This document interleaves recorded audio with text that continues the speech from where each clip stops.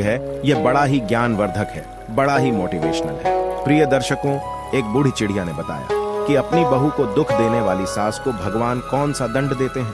प्रिय दर्शकों, शुरू करते हैं आज की यह प्यारी सी कहानी, यह प्यारा सा वीडियो। दर्शकों, प्राचीन समय की बात है। किसी जंगल में एक बूढ़ी चिड़िया और चिड़ा का जोड़ा रहा करता था। वह दोनों पति पत्नी आपस में बड़े प्रेम से रहते थे। उनका जीवन बड़े ही सुख से व्यतीत हो रहा था। दोनों ही पति पत्नी के जीवन में किसी प्रकार का कोई कष्ट नहीं था, कोई दुख नहीं था। बूढ़ी चिड़िया और चिड़ा एक दूसरे से बड़ा प्रेम करते थे, एक दूसरे का बड़ा आदर सम्मान करते थे। प्रिय दर्शकों, चिड़ा बड़ा ही बुद्धिमान और बड़ा ही चालाक था। चिड़ा और बूढ़ी चिड़िया में अक्सर ज्ञान चर्चा हुआ करती थी।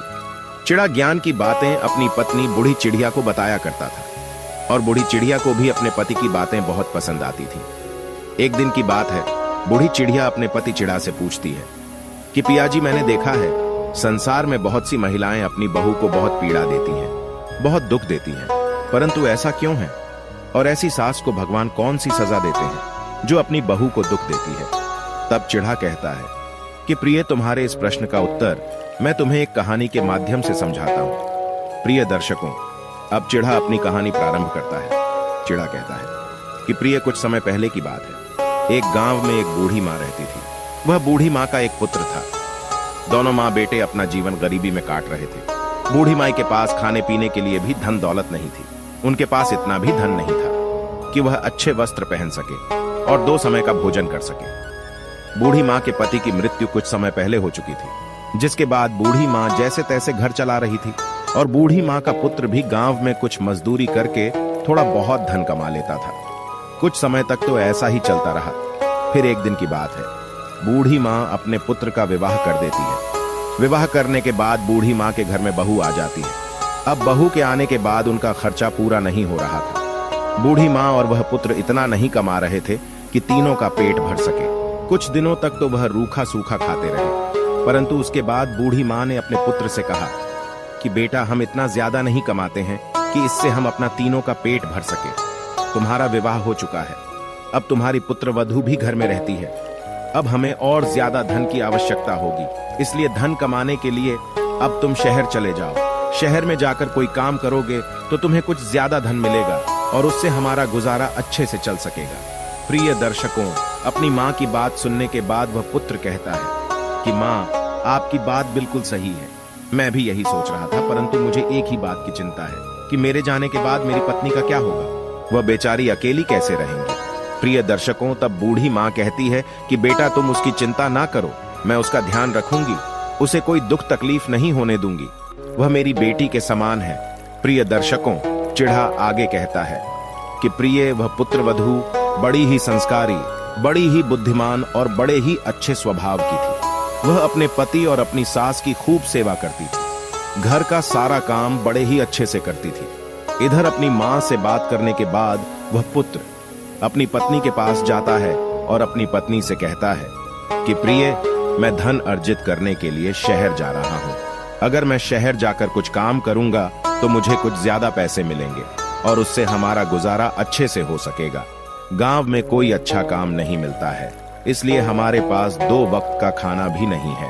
प्रिय दर्शकों, पति की बात सुनकर वह पत्नी कहती है कि पिया जी, आपकी जैसी मर्जी, आप वैसा करिए, मुझे इससे कोई आपत्ति नहीं है। मैं आपकी माँ जी का और घर का बहुत ध्यान रखूंगी। आप यहाँ की चिंता मत करना, शहर में जाकर मन लगाकर काम करना। प्रिय दर्शकों, अपनी पत्नी का इतना अच्छा स्वभाव देखकर वह बड़ा ही खुश हो जाता है और अगले ही दिन वह अपनी पत्नी और माँ से विदा लेकर वह शहर के लिए चला जाता है। शहर में जाकर वह बूढ़ी माई का पुत्र मजदूरी करने लगता है। शहर में उसे कुछ ज्यादा पैसे मिल रहे थे। प्रिय दर्शकों, चिड़ा आगे कहता है कि प्रिय, पुत्र के जाने के बाद इधर गांव पर वह बूढ़ी माँ अपने पुत्रवधू को बहुत सताती थी, बहुत दुख देती थी। वह अपनी पुत्रवधू से घर का सारा काम कराती थी। उसे सुबह प्रातः काल ही जगा दिया करती थी। उसे चैन की नींद भी नहीं लेने देती थी और पूरा दिन उससे काम कराया करती थी, खाना बनवाया करती थी, घर की साफ सफाई करवाया करती थी, कपड़े धुलवाया करती थी और कभी कभी तो उसे जंगल में लकड़ी लेने के लिए भी भेज दिया करती थी। सारा दिन इतना काम करने के बाद वह बेचारी पुत्रवधू बहुत थक जाती थी। उसे रात में नींद भी नहीं आती थी। उसके हाथ पैर बहुत दर्द होते थे। परंतु वह दुष्ट बूढ़ी माँ अगले दिन फिर उसे जल्दी जगा दिया करती थी और उसे घर के कामों में लगा दिया करती थी। प्रिय दर्शकों, वह पुत्रवधू बड़ी ही सीधे स्वभाव की थी, बड़ी ही संस्कारी थी। वह पलटकर अपनी बूढ़ी माँ को बिल्कुल भी जवाब नहीं दिया करती थी। चुपचाप अपनी सास की हर बात मानकर और घर का सारा काम करती रहती थी। अब तो वह सास भी समझ गई थी कि मेरी पुत्रवधू बहुत सीधी है और मैं इसे जैसा कहूंगी यह वैसा ही करेगी। इसका फायदा उठाकर वह बूढ़ी माँ अपनी पुत्रवधू से बहुत काम करवाती थी। उसे खाना खाने के लिए भी एक पल का समय नहीं देती थी। वह अपनी पुत्रवधू को आराम करने का बिल्कुल समय नहीं देती थी। थोड़ा बहुत खा पीकर सारा दिन वह पुत्रवधू अपने घर का काम करती रहती थी। इधर शहर में उसका पति मजदूरी करके पैसे कमा रहा था। वह शहर से अपने गांव बहुत कम आ पाता था, उसे छुट्टी नहीं मिलती थी। प्रिय दर्शकों, चिढ़ा आगे कहता है कि प्रिय, एक दिन की बात है। बूढ़ी माँ का बेटा शहर से अपनी माँ और पत्नी से मिलने अपने गांव आता है। जब वह गांव पर आता है तो वह अपनी पत्नी को देखकर कहता है कि प्रिय, यह तुम्हारी कैसी हालत हो गई है? तुम इतनी दुबली पतली कैसे हो गई हो? परंतु वह पत्नी अपने पति को कुछ नहीं बताती है। वह चाहती नहीं थी कि घर में लड़ाई झगड़ा हो, इसलिए वह अपनी सास की कोई शिकायत अपने पति से नहीं करती है। वो कहती है कि पिया जी, आप मेरी चिंता ना करें। आप बताइए कि आपका शहर में काम कैसा चल रहा है? आपको ठीक से भोजन मिलता है या नहीं? प्रिय दर्शकों, अपनी पत्नी की ऐसी मीठी मीठी बातें सुनकर वह बूढ़ी माई का पुत्र बड़ा ही प्रसन्न होता है।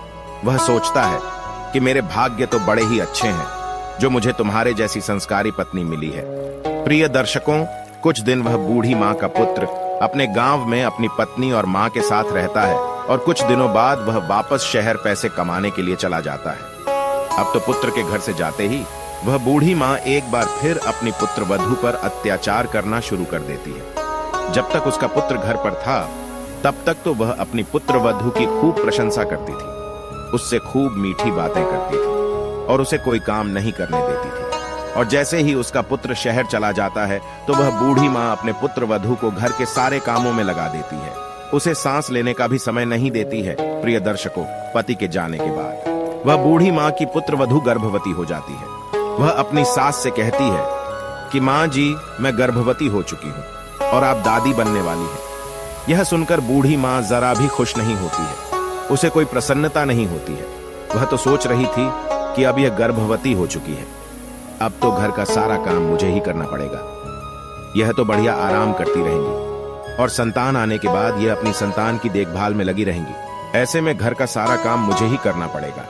प्रिय दर्शकों, ऐसी बातें सोच सोच कर वह बूढ़ी माँ बड़ी ही चिंतित हो रही थी, परंतु फिर वह सोचती है कि चाहे जो हो जाए मैं कोई काम नहीं करूंगी। अब तो वह बूढ़ी माँ अपनी पुत्रवधू से गर्भवती हालत में ही घर का सारा काम कराया करती थी। वह बेचारी गर्भवती होने के बाद भी घर का सारा काम करके और उसके बाद खाना खाया करती थी। भूख से उसकी हालत बड़ी ही खराब हो चुकी थी।